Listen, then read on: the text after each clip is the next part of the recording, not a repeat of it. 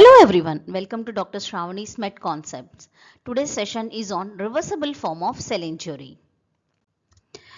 What are the various responses of a cell to injurious stimulus? When there is mild stress, what happens is the cell will go for cellular adaptations, which can be hyperplasia, hypertrophy, atrophy, and metaplasia. When there is mild injurious stimulus, what happens? The cell will go for reversible form of cell injury.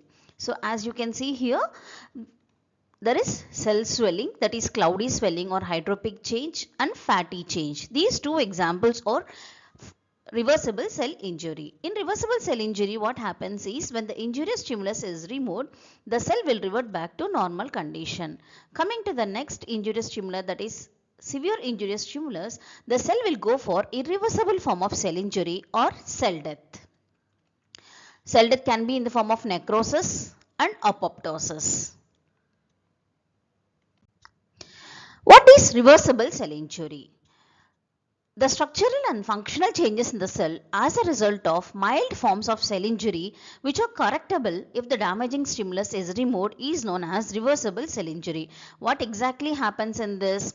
So when there is injurious stimuli, especially in ischemia and hypoxia, there is decreased oxygen supply and there is mitochondrial damage. So because of mitochondrial damage and less oxygen supply, there is decreased oxidative phosphorylation, and because of decreased oxidative phosphorylation, the ATP production is decreased.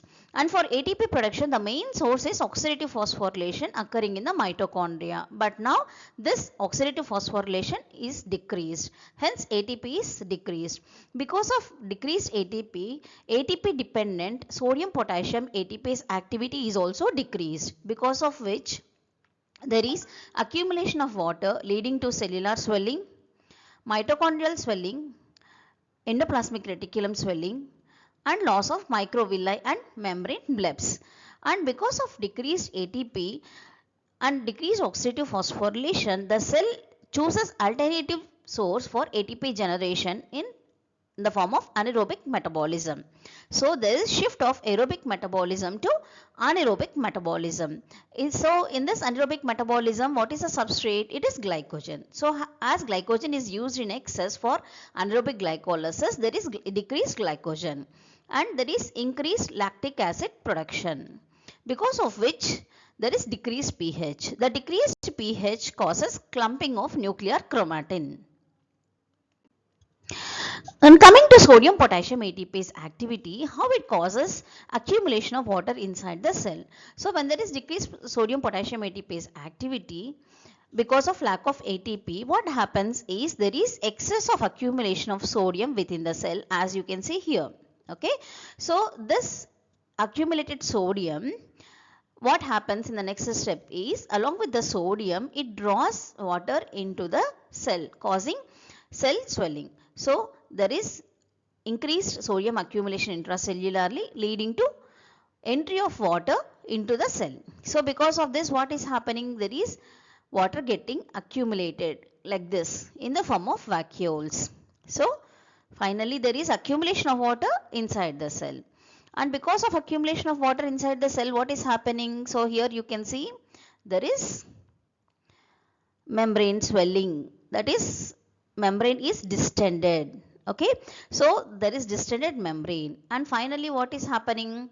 There is bleps formation. The membrane is formed into outpoachings like thing known as bleps, membrane bleps. So all these are occurring because of decreased sodium potassium ATPase activity, resulting in the accumulation of water.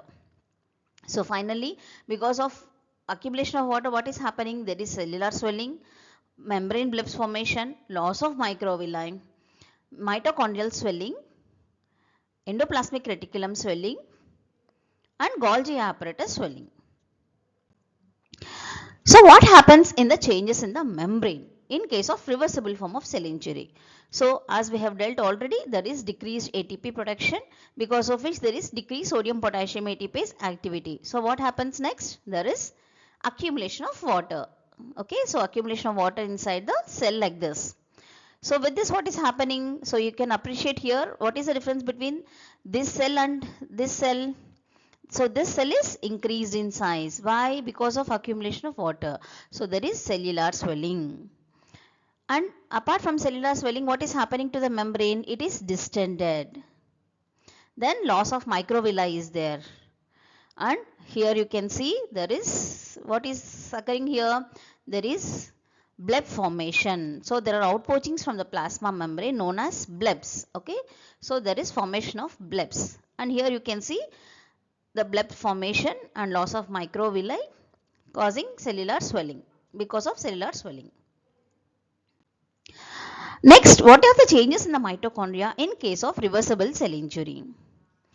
So as the sodium potassium ATPase pump fail, what happens? Water is entering into the cell, and it is entering in the mitochondria also. So the mitochondria themselves swell. So there is swelling of the mitochondria. And what is the next thing occurring?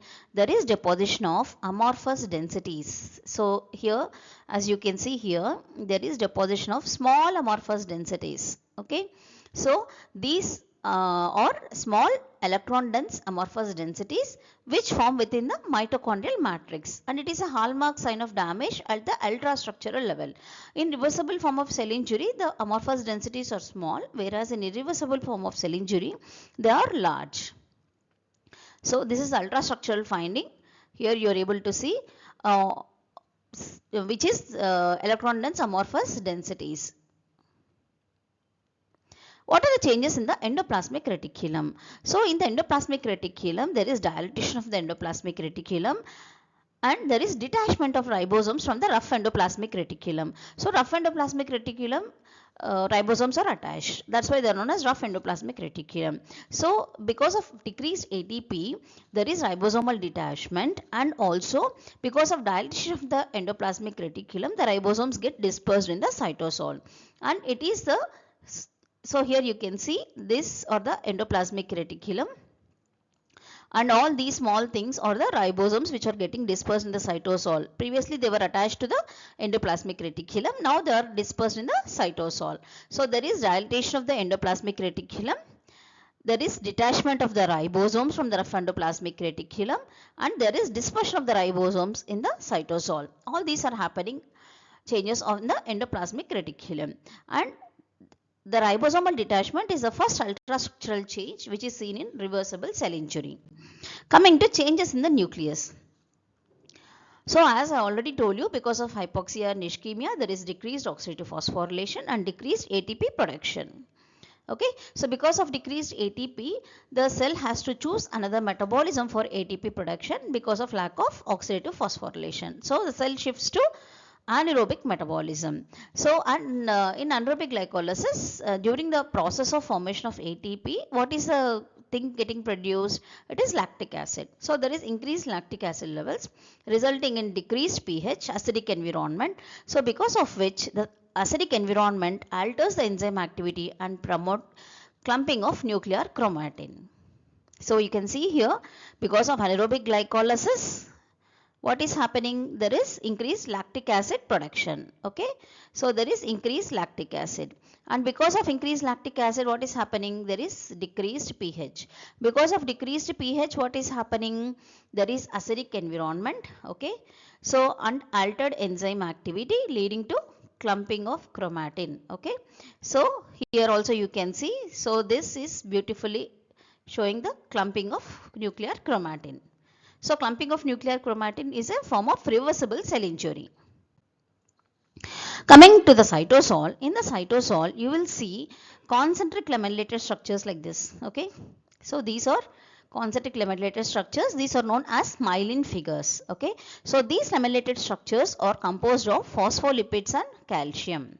So myelin figures are seen in the cytosol, and these myelin figures are lamellated structures and composed of phospholipids and calcium. Okay, and what are the examples of reversible form of cell injury?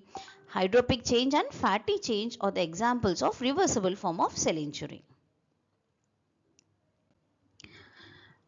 Coming to the summary, what are the changes occurring in various components of the cell? So entire cell is swollen. And the membrane, what happens to the membrane? There is stretching of the membrane and it is intact. Okay, so there is just the membrane is stretched. Still it is intact.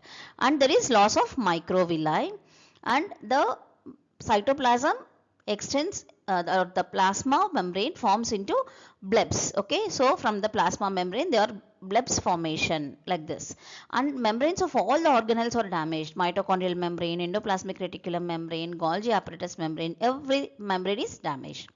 Coming to the mitochondria, there is formation of small amorphous densities and the mitochondria are swollen.